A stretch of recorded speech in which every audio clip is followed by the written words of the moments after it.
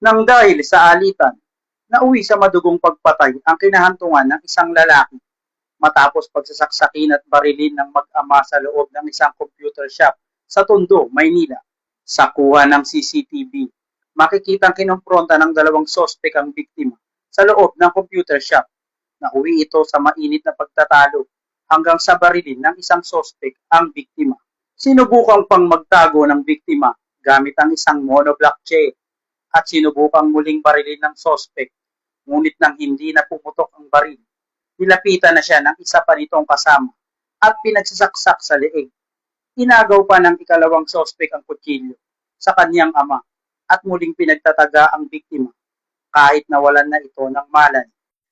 Nagtamo ang biktima ng ilang saksak sa iba't ibang bahagi ng kanyang katawan at isang tama ng baril sa kanang ibabang bahagi ng dibdib nito.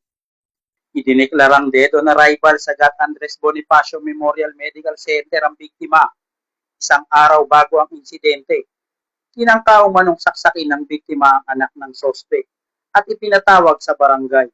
Ngunit hindi sumipot ang biktima, kaya siya ang pinuntahan ng mag-amang sospek.